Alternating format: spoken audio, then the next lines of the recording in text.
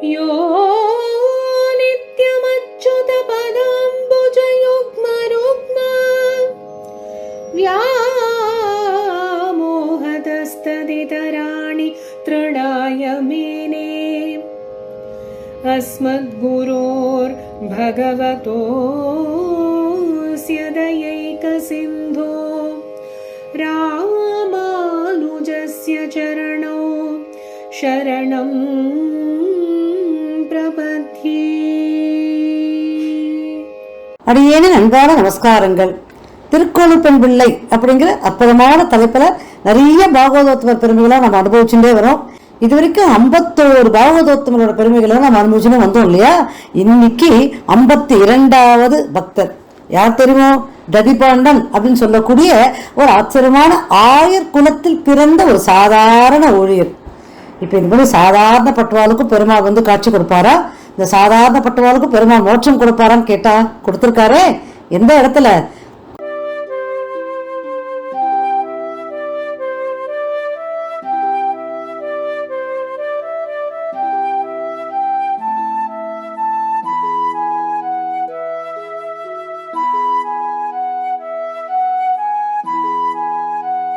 துவாபர யுகத்துல கிருஷ்ணர் ஆயர் சிறுவனா அங்க அவதரிச்சார் இல்லையா? ஒருத்தி மகனாய் பிறந்து ஓரிரவில் ஒருத்தி மகனாய் ஒழித்து வல்லவ அப்படின்னு பிறந்தது தேவகி இடத்துல. அவ வந்து மிகப்பெரிய ராஜவம்சத்தை சேர்ந்தவா. அவரிடத்துல பிறந்துட்டு கடைசியில அவர் வளர்ந்தது எங்க?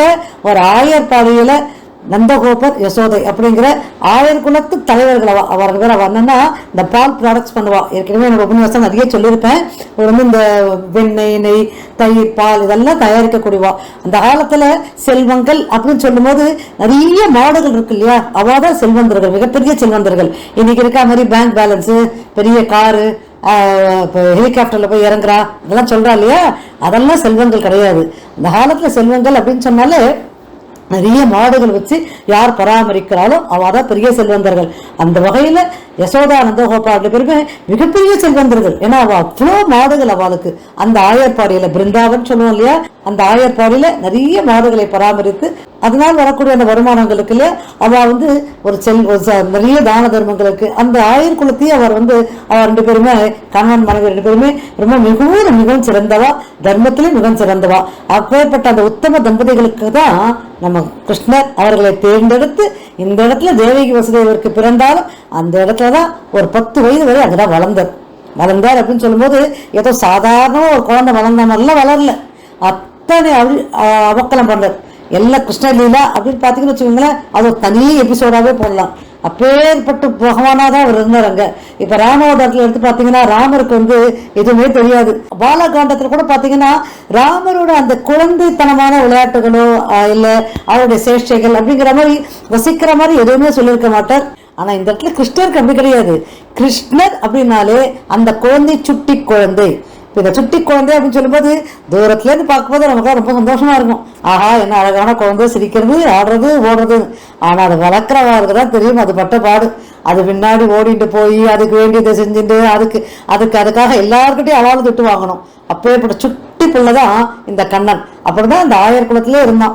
இப்ப ஆயர் குலத்துல இவன் அந்த பால், தயிர், வெண்ணுன்னு சொல்லும்போது நிறைய பாலும் தயிரும் அந்த கிருஷ்ணருக்கு கொடுத்து நல்லா ஊட்டி விட்டுதான் வளர்த்தாள் யசோதை.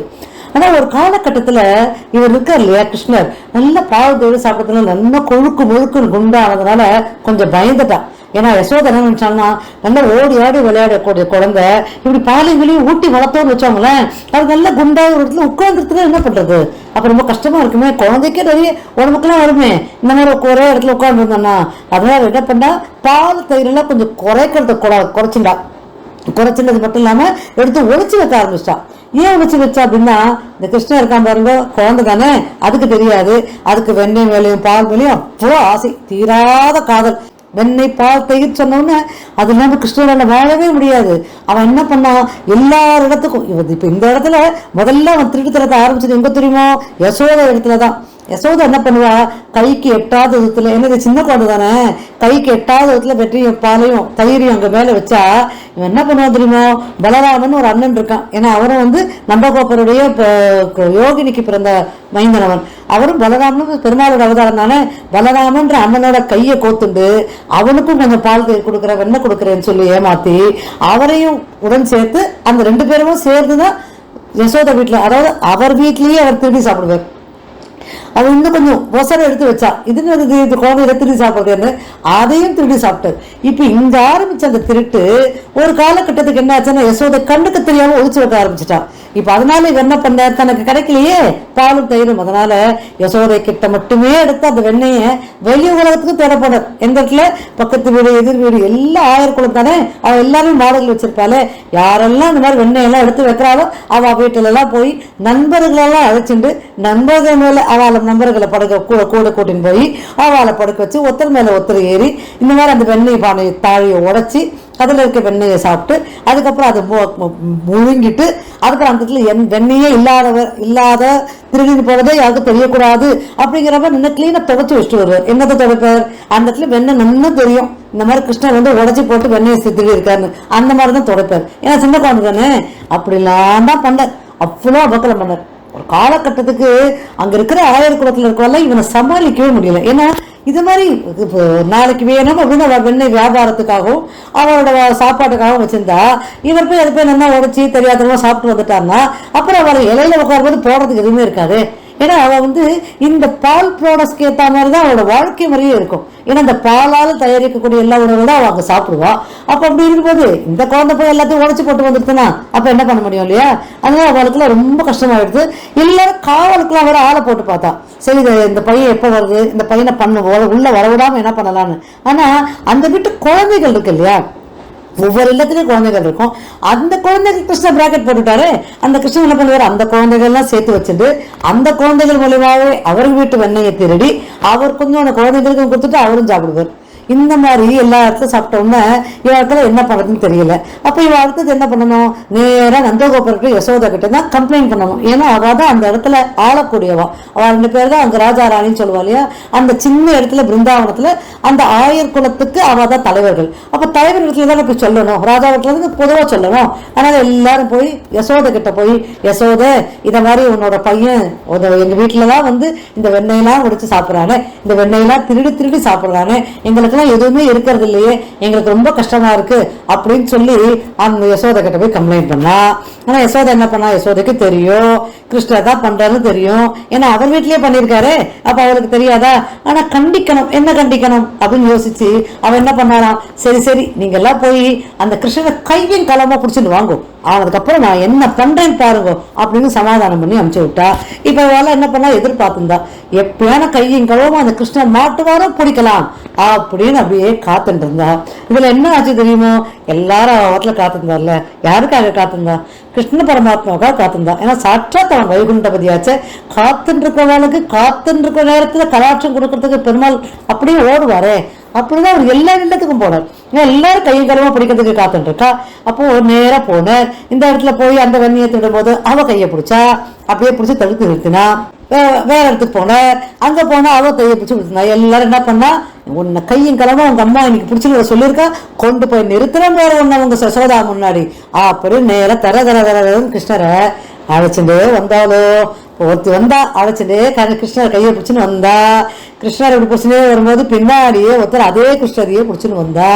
திரும்பி பார்த்தா அங்க ஒரு கிருஷ்ணர், அங்க ஒருத்தி பிடிச்சுன்னு வரா. இப்ப இந்த இடத்துல திரும்பி பார்த்தா இங்க ஒருத்தி இன்னொரு கிருஷ்ணரை பிடிச்சுன்னு வரா.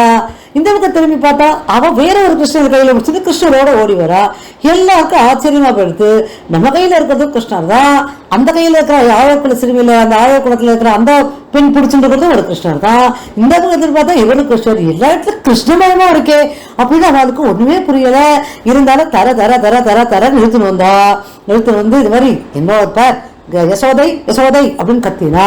யசோதை வெளியில வந்தா. வெளியில வந்து பார்த்தா அவளுக்கு ஒரே ஆச்சரியம், எல்லாரும் கிருஷ்ணனை பிடிச்சிருந்தா.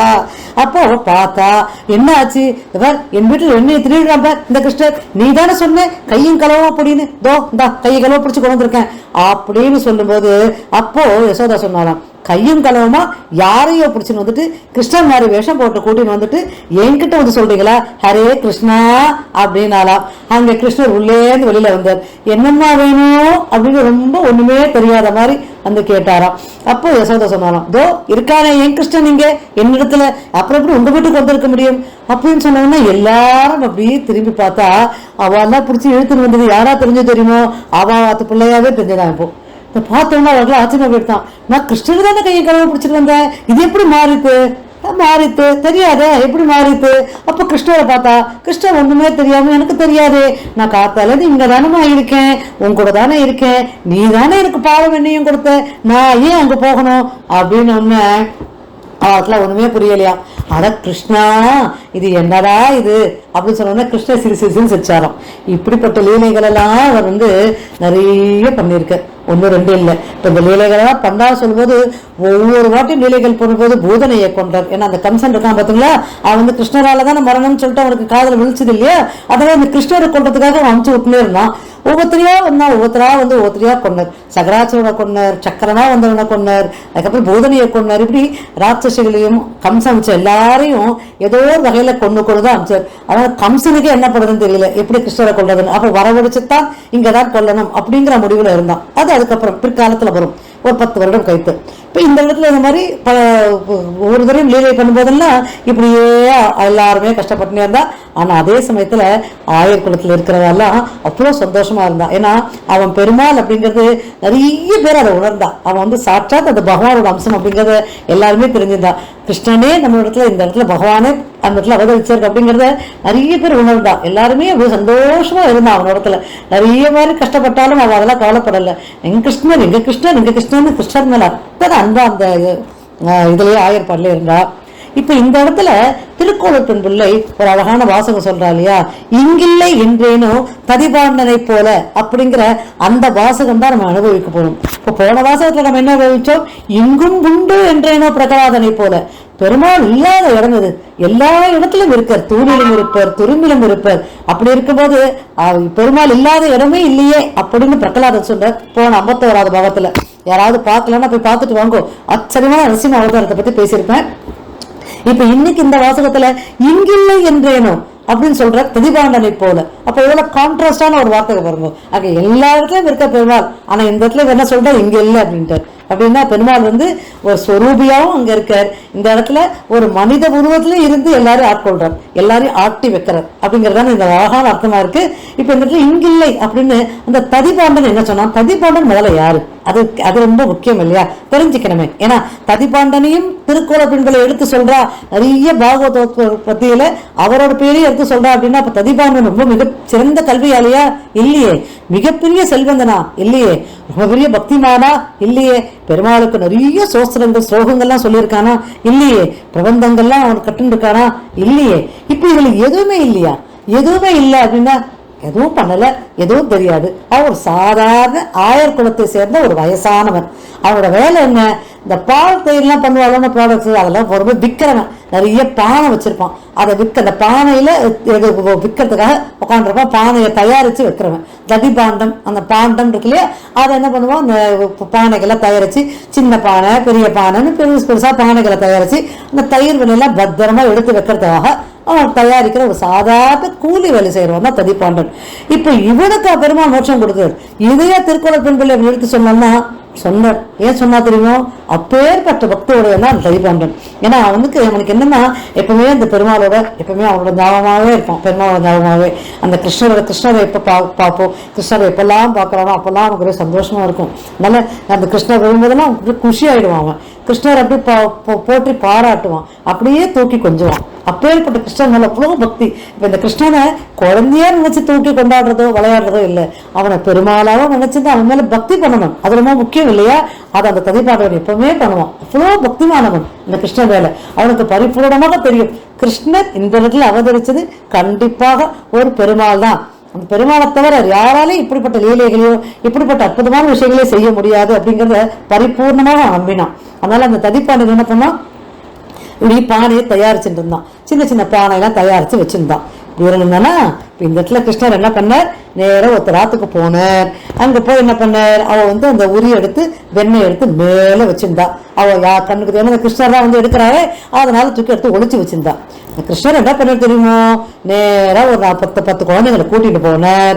கூட்டிட்டு போய் எல்லாரையும் ஒருத்தர் முதுகுல ஒருத்தர் அப்படியே பிடிச்சுக்கோங்கன்னு சொல்லி ஒருத்தர் முதுகுல அப்படியே குனிய வச்சு எல்லார் முதுகிலும் இவர் கால், என்ன ஒரு அற்புதமான விஷயம் பாருங்க, அந்த குழந்தைங்க எல்லாம் ஏறினார். இவரோட கால் பாதம், ஏன்னா சின்ன பிஞ்சு பாதம் இல்லையா, அவருக்கு என்ன ஒரு 5-6 வயசு இருக்குமா, அந்த குழந்தை கொஞ்சம் கொஞ்சமா எல்லாரும் மாதிரி ஏறி அந்த மேல வச்சிருக்காலே வெண்ணெய் தாழி, அதை நிறைய வெண்ணெய் வச்சிருக்கா.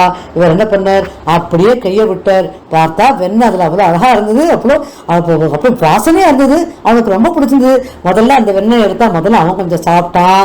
சாப்பிட்டோன்னு அப்புறம் அந்த குழந்தைகள்லாம், என்ன கிருஷ்ணா நீ மட்டும் சாப்பிடுற, நாங்கெல்லாம் குனிஞ்சுட்டு இருக்குமே அப்படின்னு சொல்லும்போது, கவலைப்படாதீங்க அப்படின்னு சொல்லிட்டு மெதுவா அந்த தாழியோட வெண்ணையோட கீழே வந்தார். கீழே உட்காந்து எல்லா குழந்தைங்களுக்கும் கொடுத்தார். அது வரைக்கும் அந்த அம்மா எட்டி பார்க்கல. அதுக்கப்புறம் இந்த பாலையெல்லாம் என்ன பண்ணா, நேரம் எல்லாத்தையும் கொடுத்து முடிச்ச உடனே இதுண்டெல்லாம் என்ன தெரியுமா பண்ணுவார், பானையில இருக்கிற வெண்ணெயை சாப்பிட்ட உடனே பானையை அப்படியே விட்டுட்டு வர மாட்டார், பானையை உடச்சு போட்டு வருவார். ஏன்னா ததிப்பாண்டோட பானை வாங்கணுமே, அப்புறம் அவங்ககிட்ட எப்படி பானை வாங்குறது, பானையை சேலாவாகாது. ஏன்னா ததிப்பாண்டவன் பெருமாளே நினைச்சுட்டு இருக்கானே. அதான் என்ன பண்ணுவார், எந்த இடத்துக்கு வெண்ணெய் போனாலும் பானை தாலியை உடைச்சிட்டு தான் வருவார். அவ திரும்ப இன்னொரு பானை போய் வாங்கணும். அப்படி உடைக்க போனாரோ அந்த அம்மா உள்ள வந்துட்டா. இந்த வச்சுட்டு போன அம்மா இருக்க பிறகு உள்ள வந்துட்டா. வந்த உடனே அவளுக்கு வந்ததே கோபம். அடே பசங்களா அப்படின்னு சொல்லிட்டு அந்த கம்பை எடுத்துட்டு எல்லாரும் தொத்த ஆரம்பிச்சா. ஆனா எல்லா குழந்தைங்க எல்லாம் கடை பிச்சுட்டா பறக்கணும் வாரு. அது மாதிரி குழந்தைங்க பறந்து ஓடி போயிடுது. கிருஷ்ணர் என்ன பண்ணார், அவரும் பறந்தா போவார். அவர் யார்கிட்ட மாட்டிருக்கார், அவரும் ஓடினார், இவ துரத்தின்னு போனா. அவரும் ஓடினார், இவ துரத்தின்னு போனா. அவர் ஓடி நேரம் எங்க போனார் தெரியுமோ, இந்த ததிபாண்டன் இருக்கான் பாத்தீங்களா, அந்த இடத்துக்கு தான் உள்ள வந்தான். ததிபாண்டவன் சொல்லும் போது அவர் பெரிய மாளிகையை வச்சிருந்தார். அவர் ஏதோ ஒரு 10க்கு 10 ரூம் தான் அது. அந்த இடத்துல நிறைய பானைகளை ஓரமா கவுத்து வச்சிருப்பார், சின்னதும் பெருசுமா. இவர் என்ன பண்ணார், நேரா ததிபாண்டன் கிட்ட போனார். இந்த பாருப்பா, இந்த மாதிரி நான் தொத்தின்னு வராங்க, ஆனா நீ என்ன பண்ற, இந்த பானைகளை என்ன கவுத்து வச்சுடு, நான் இல்லைன்னு சொல்லிடு அப்படின்ட்டு. ததிபாண்டவனுக்கு ஒரே சிரிப்பு, இந்த குழந்தை என்னெல்லாம் நியாயம் பண்றது அப்படின்னு. அப்ப அவ துரத்தி ஓடி வந்தா, மூச்சு வாங்க அப்படி பண்ணிட்டு, ஐயா இங்க அந்த கிருஷ்ணன் வந்தானா அப்படின்னு கேட்டா. அப்ப இந்த ததிபாண்டன் என்ன சொன்னார், கிருஷ்ணனா நான் பார்க்கலையே, இந்த பக்கம் வந்தா மாதிரியே தெரியலையே அப்படின்ட்டு. வந்தா மாதிரியே தெரியலையா, இப்படித்தான் ஓடி வந்தான், இங்க எங்கன்னா வந்திருக்கானா, உனக்கு தெரியாம இருக்குமோன்னா, இதுவே இத்தனோண்டு இடம், இதுல தெரியறதுக்கு என்ன இருக்கு, எல்லாம் இங்க ஒண்ணு வரல, போ அப்படின்னு சொல்லி அனுப்பிச்சு விட்டு அப்படியே யோசிச்சுட்டு, சரி இங்க வரலையா, அப்ப வேற பக்கமா அப்படின்னு சொல்லிட்டு அவர் திரும்பி போயிட்டா. உடனே கிருஷ்ணர் என்ன பண்ணார், அப்படியே மூடி வச்ச அந்த இதுக்குள்ளதானே இருக்கார். அப்ப கிருஷ்ணர் சரி அவ போயிட்டாளா அப்படின்னு கிருஷ்ணர் கேட்டார். போயாச்சுன்னு, சரி திறந்து விடு அப்படின்னு சொல்லும்போது அதை ததிபாண்டன் சொன்னாலாம், அதெல்லாம் விடுறேன், அது ஒன்றும் பிரச்சனை இல்லை, ஆனா எனக்கு நீ மோட்சம் கொடுக்குறியா அப்படின்னு கேட்டாராம். உடனே பெருமாள் அப்படியே கிருஷ்ணர் ஆச்சரியப்பட்டு போயிட்டாராம். என்னது இது, என்ன இடத்துல போய் மோட்சம் கேட்கிற, எனக்கு என்ன தெரியும் அதை பத்தி, அதெல்லாம் எனக்கு தர தெரியாதுன்னு. கிருஷ்ணா இந்த மாதிரி சொல்லாத கிருஷ்ணா, உன்னை பத்தி எனக்கு நல்லா தெரியும், நீ அந்த சாட்சாத் அந்த பெருமாளாச்சே, அந்த சியம்பதியாச்சே, அதனால எனக்கு கொஞ்சம் மோட்சம் கொடுன்னு சொல்லு, எனக்கு மோட்சம் கொடுக்குறேன் அப்படின்னு சொல்லு, தோ இப்பயே உன் வெளியில விட்டுறேன் அப்படின்னு சொன்ன பெருமாள் உள்ளேன்னு சிரிச்சாரா. சரி என்ன பண்றது, சரி உனக்கு நிச்சயம் நான் மோட்சம் கொடுக்குறேன், உனக்கு மட்டும் இல்ல, தோ என்னை காப்பாத்தின இந்த பானை இருக்கு பத்தியா, இதுக்கும் சேர்த்தே கொடுக்குறேன் அப்படின்னு சொன்னோன்னு ரொம்ப சந்தோஷமாயிடுத்தான் அவனுக்கு. அந்த பானையை அப்படி எடுத்து அப்படி கீழே வச்சோன்னு கிருஷ்ணர் அப்படியே காட்சி கொடுத்து அவனுக்கு மோட்சத்துக்கும் ஏற்பாடு பண்ணி கொடுத்தார். அப்பேற்பட்ட ஆச்சரியமான விஷயம்தான் இந்த ததிபாண்டன் போல அப்படின்னு திருக்கோள பெண் பிள்ளை எடுத்து சொல்றான். இந்த இடத்துல ஆழ்வார் ஒரு அற்புதமான பாசுரங்களை சாதிப்பார். சிந்திக்க நெஞ்சில்லை, நாவில்லை நாமங்கள் செப்ப, நின்னை வந்திக்க மெய்யில்லை, வந்திரு போதும் மொய்யும் மாமலர் பூம்பத்தி தடம்பரை சூழரங்கா, ததிபாண்டன் உன்னை சந்தித்த நாள் முத்தி பெற்றதென்னோ தயிர்த்தாழியுமே அப்படின்னு சொல்லுவார்.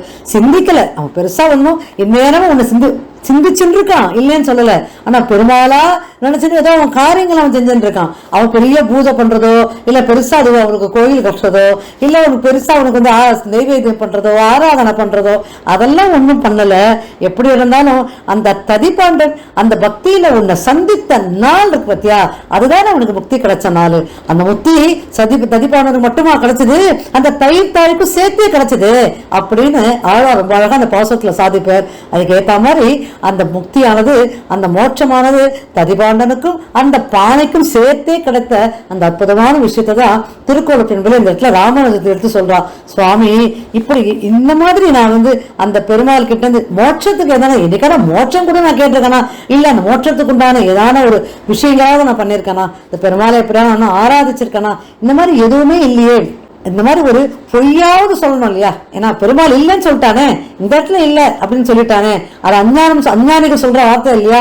இந்த இடத்துல பெருமாள் கிடையாது அப்படின்னா பெருமாள் எங்கேயும் இருக்காரு. ஏன்னா போன பாகத்துல பார்த்தோம் இல்லையா, பிரகலாதன் எங்கேயும் இருக்கா சொன்னா, இந்த இடத்துல இவர் இல்லை இங்க அப்படின்னா, அப்போ அந்த அஞ்ஞானி அந்த பொய் சொன்னாலுமே பெருமாள் மோட்சம் கொடுத்தாரு. எப்படி கொடுத்தார்? ஏன்னா ததிபாண்டவன் சொல்லிட்டானே, உன்னை நான் திறந்து விடணும்னா அவ கட்டி போட்டான் இல்லையா அவனோட அன்புனால, உன்னை நான் திறந்து விடணும்னா எனக்கு மோட்சம் கொடுக்கணும் கேட்டானே, அவன் நான் சரியாக அந்த பெருமாள் அடையாளம் கண்டுட்டான் இல்லையா?